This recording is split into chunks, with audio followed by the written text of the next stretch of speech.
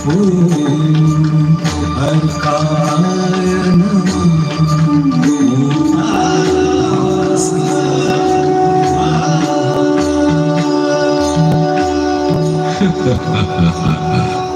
अगर आगे चले तो शायद कभी न थकने वाले सूर्य के सहस्र नाम सुनते सुनते आप थक जाएंगे।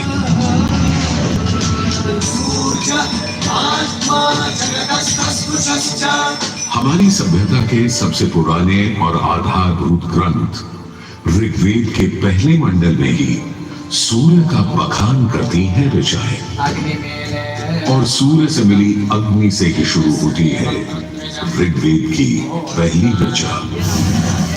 अग्नि जो सूर्य के प्रकाश और ऊष्मा में थी।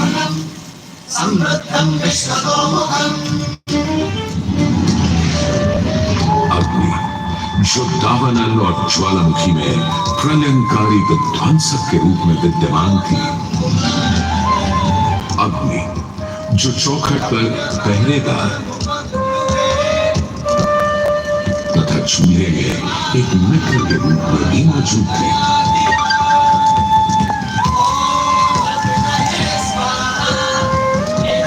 तभी तो भारत ही नहीं, पुरातन मिस्र में रा, दक्षिण अमेरिका में इंती, अफ्रीका में लीजा, फारस में अगी, चीन में जुरान, जापान में कागुत्सुची और कोजिन, तुर्की में अलाज, यूनान में हेफेस्टोस हेलिकोस और रोमनों में वाल्कैन और फीबस जैसे पौराणिक अग्नि स्वरूप देवों की कल्पना विद्यमान है।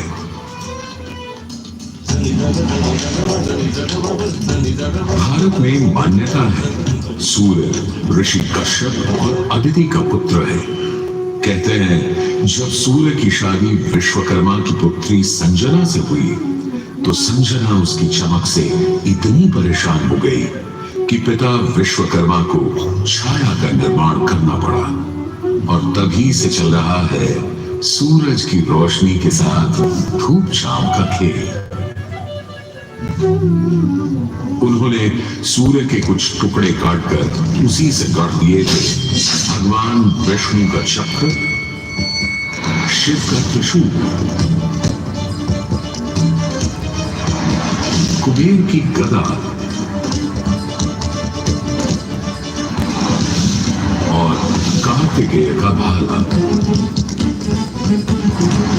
किंतु इतना होने के बाद भी सूर्य बिना रुके अपने 7 श्वेत अश्वों के रथ पर आरूढ़ आकाश की परिक्रमा करता ही रहता है, करता ही रहता है।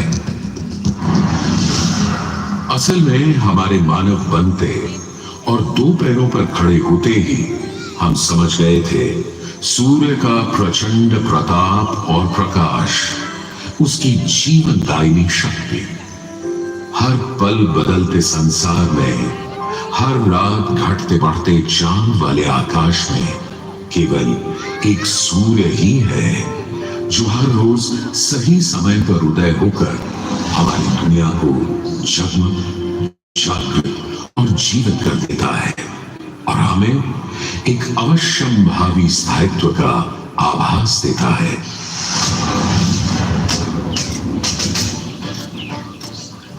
सूर्य से ही तो हमारी फसलें, फल, पक हमें भोजन देते हैं। सूर्य से ही तो हमें बादल और बारिश मिलती है, और सर्दियों में सूर्य जरा उठा तो जीना दुभर हो जाता है। पेड़ों के पत्ते झड़ जाते हैं, वन्य जीवन गुप्त होकर लुप्त हो जाता है और पूरी दुनिया बेरंग सफेद हो जाती है।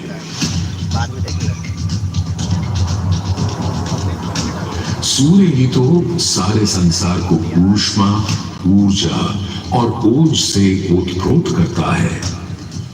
इसीलिए तो ऋग्वेद में कहा है, कांतिमय ईश जनों का मुख प्रकट हुआ है सूर्योदय के साथ। हे ईश्वर, इस आदित्य के उदय के साथ हमें अंधकार, दुर्भाग्य और पाप दोषों से भी बंधन मुक्त कर देना आज।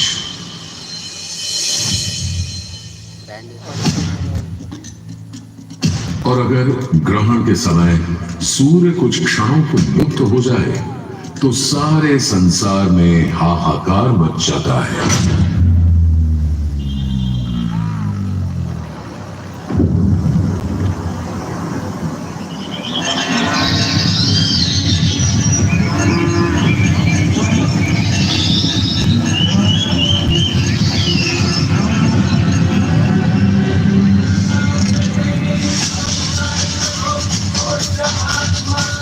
यह सूर्य के अनंत गुणों का प्रभाव ही तो है कि सारे संसार में आदिकाल से सूर्य की अर्चना, आराधना और सूर्य मंदिरों का निर्माण होता रहा है।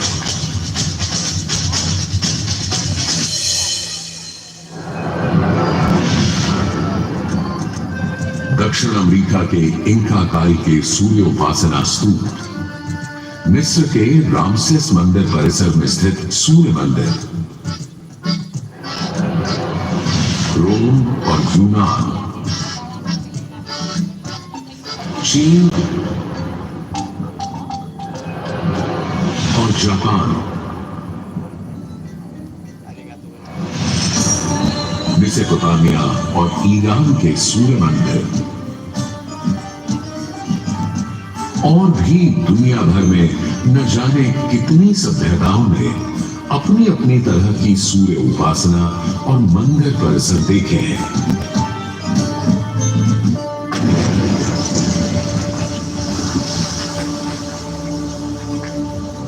उत्तर में कश्मीर में बना मार्तंड मंदिर, जहां भारत भर के मंदिर परिसरों में सबसे विशाल है, तो पूर्व में ओडिशा का कोणार्क मंदिर सबसे वैभवशाली, पूर्वोत्तर में असम और मणिपुर के सुंदर सूर्य मंदिर देखते बनते हैं, तो दक्षिण में तमिलनाडु, केरल, कर्नाटक आदि के सूर्य मंडप अपनी अलग छटा रखते हैं। उधर उत्तराखंड, उत्तर प्रदेश, बिहार, मध्य प्रदेश, हरियाणा और हिमाचल में भी सूर्य मंदिरों की हार माला सी बनी है।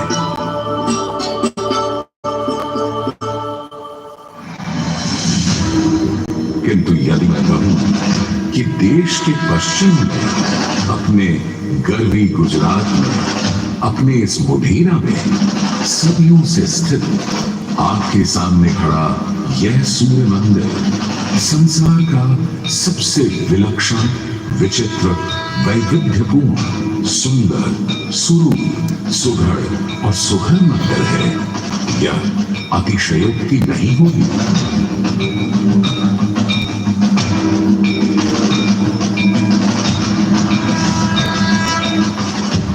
11वीं सदी में चालुक्य घराने के सूर्यवंशी सोलंकी सम्राट भीमदेव प्रथम ने तो यहां एक चमत्कार ही कर दिखाया। सम्राट भीमदेव प्रथम एक बड़े वीर और प्रतापी राजा थे। एक तरफ उन्होंने सोमनाथ का मंदिर तोड़ने वाले महमूद गजनवी से टक्कर ली और उसके तोड़े सोमनाथ को दोबारा से खड़ा किया, तो वहीं पूरे गुजरात में तमाम नए किले, मंदिर, तालाब और वाव बनवाए। उनके अद्भुत शिल्प प्रेम के आज तक साक्षी हैं सिद्धपुर का रुद्र महालय, पाटन का सहस्त्रलिंग तालाब, आबू और देववाड़ा के मंदिर। वहीं उनकी प्रिय पत्नी रानी उदयमती ने बनवाई थी रानी की वाव।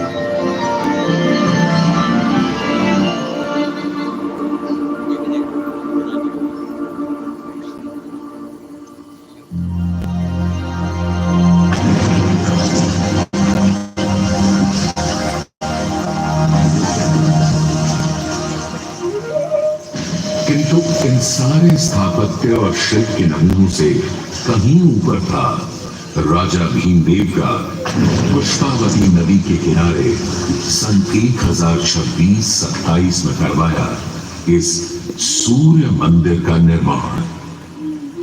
मेहसाणा से 20 किलोमीटर दूर बने इस मंदिर में आज नदी भले थोड़ी दूर चली गई हो, पर मंदिर के ठीक सामने बना सूर्य कुंड इस सुंदर परिदृश्य में पानी की कमी खलने नहीं देता।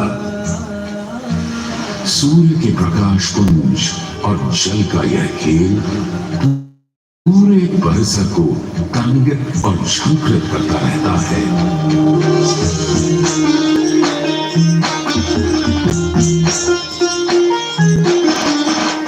मंदिर के ठीक सामने बने विशाल कुंड में 108 छोटे बड़े मंदिर और उनमें रखी विविध देवी देवताओं की मूर्तियां इस मंदिर को एक अलग खास चरित्र दे देती हैं। इसका एक और नाम है रामकुंड। जबकि यहाँ विस्तृत धर्मारण्य वन क्षेत्र में ही श्री राम ने मोढेरा का निर्माण करवाया था। इस कुंड के पानी में मंदिर इस तरह प्रतिबिंबित होता है कि लगता है मानो अग्नि और जल घुल-मिल कर खेल खेल रहे हैं।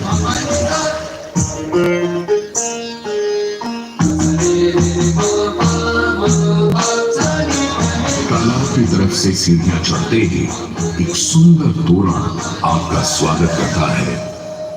तोरण से होते हुए जैसे ही आप मंदिर के पास पहुंचते हैं, एक नया संसार सामने आ खड़ा होता है।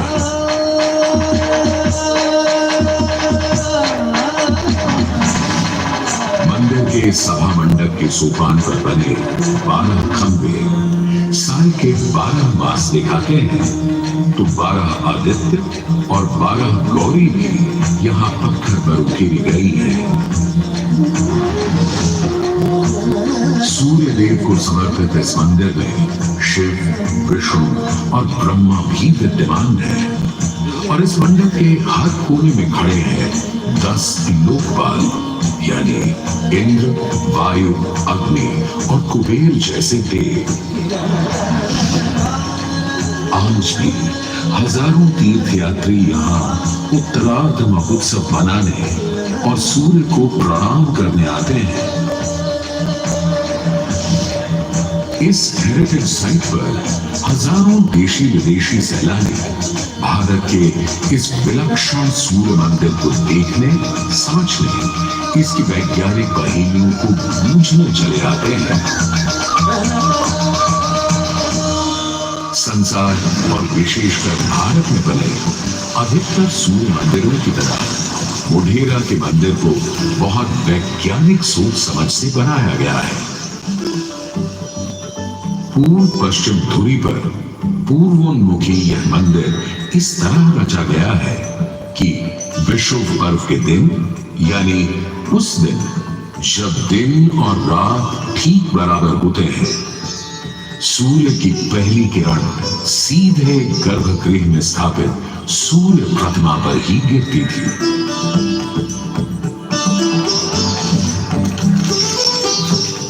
आज हमने सूर्य की कृपा को एक अलग तरह से भी बटोरना, सहेजना और संभालना शुरू कर दिया है।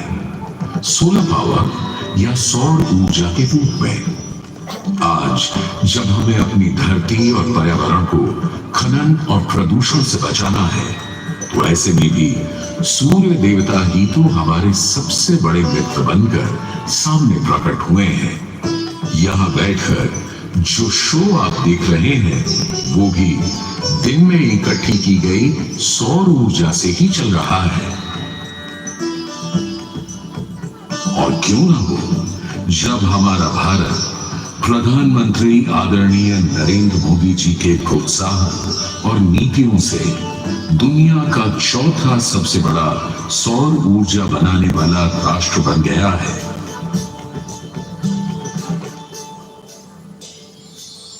गुजरात देश का पहला राज्य है जिसने सौर ऊर्जा को ध्यान में रखते हुए नीतियां बनाई, निर्णय लिए।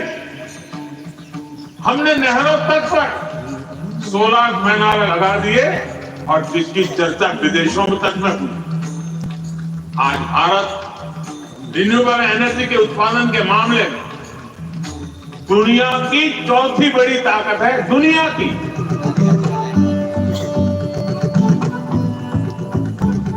आज भले ही इस मंदिर से सूर्य की मूर्ति हट गई हो, पर सूर्य ने अपनी कृपा दृष्टि कभी हमारे संसार से नहीं हटाई। हम तो बस मोढेरा के सूर्य मंदिर में फिर आए और कवि प्रदीप की लिखी पंक्तियों से आकाश में विद्यमान सूर्य से गुहार लगाएं कि जगत भर की जिंदगी के लिए, करोड़ों की रोशनी के लिए सूरज रे जलते रहना, सूरज रे जलते रहना।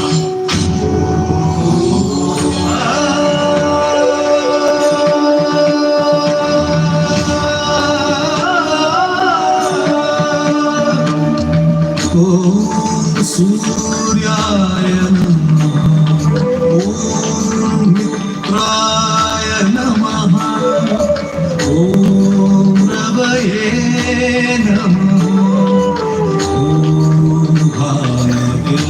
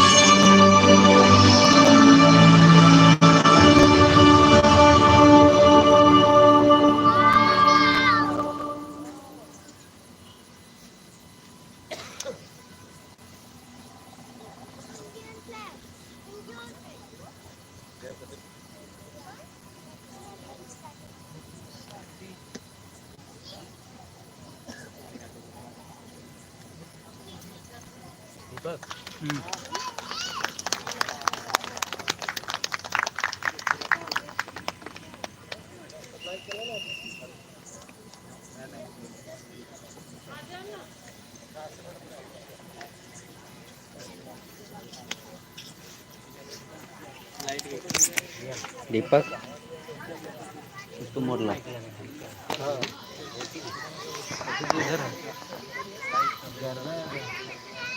यूट्यूब पर डाले हैं। थोड़ा मुझे भी शेयर कर दीजिएगा। ठीक। हाँ, लाइव मोबाइल